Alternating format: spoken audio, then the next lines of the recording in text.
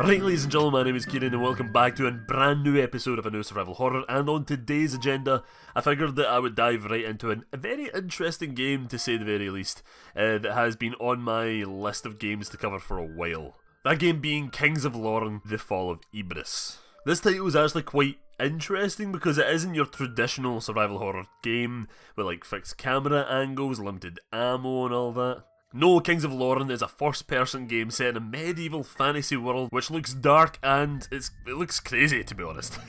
Oh, and by the way, fun fact, if you're trying to type this game into Google right now, it will probably come up with Kings of Leon, because for some reason that's just the first result that comes up. There's like no reference to the game at all. Even if you add in like the subtitle, the Fall of Ebris, it still comes up with Kings of Leon, so you just make sure you put in game right after it, just to get the actual game itself instead of the band Kings of Leon.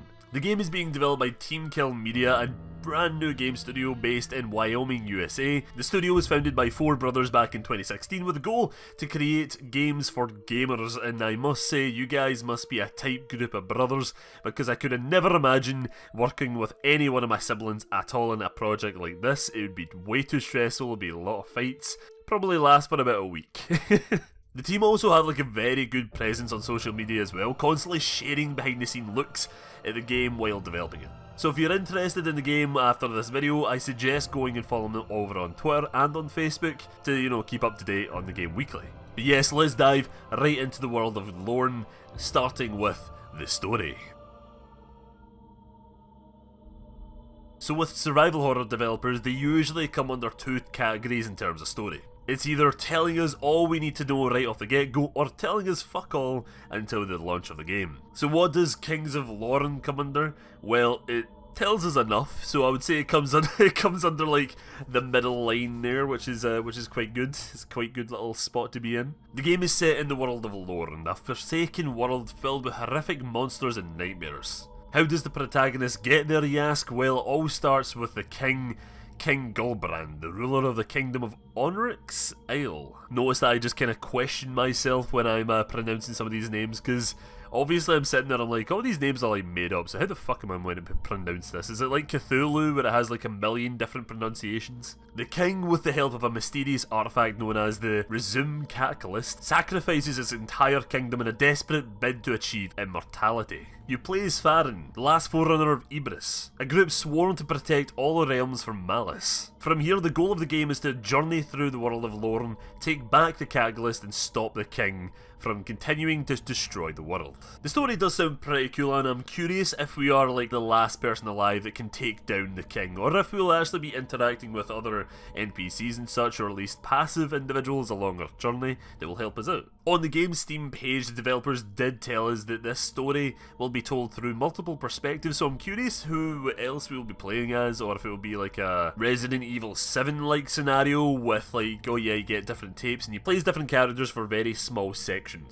I'm guessing it's probably going to be like that, and we'll like mainly play as Farron. Why else? Like, why would you just name that character and not any other of the multiple perspectives that they have? So with all the story details out the way for them now, let's move on to the gameplay.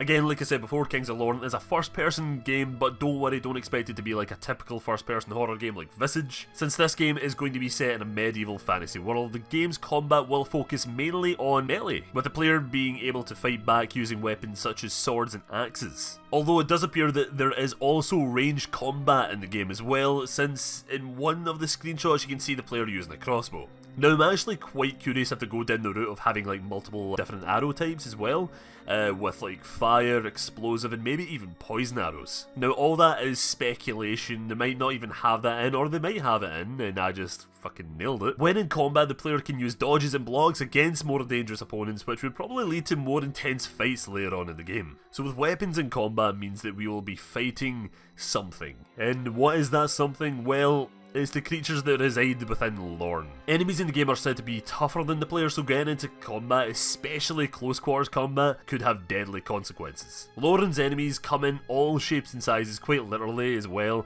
because you go from like a massive slow moving horror demon thing to little demon babies that sort of look like the things from the forest, if you know what I'm talking about, like the little mutant, I wouldn't even know what to call them. All these enemies seem like they can be tackled in different ways as well. For example, the demon babies will probably die from like one swing of a sword, then like with a slightly bigger corpse demon, they take a few hits. Then there is the larger enemies like the butcher looking guy that's seen in one of the earlier trailers, like who you need to actually hide from and maybe even sneak around. Enemies have a different variety in terms of senses as well. What I mean by this and what the developers mean by this is that some enemies can only hear the player, so like to get around them you have to be completely silent. But it doesn't matter if you're like in their line of sight because they can't see, but all they can do is hear, so you have to like make sure you move quite slowly. And then obviously there is ones where they have sight but they don't have hearing, so you can move around them as fast as you want, but just stay out their line of sight. Also, nearly forgot about this, there is also dragons in the game, yeah, so I think we're going to have a little bit of fun in Kings of Lorn, especially all these different enemy types, because it goes from little demon zombie things to dragons, so I'm curious how dragon boss fights are going to work, or if dragons are hostile in general. I'm not too sure. I don't even know how many dragons are in the game, maybe it's just one, but if we're beating dragon bosses, then that's going to be interesting.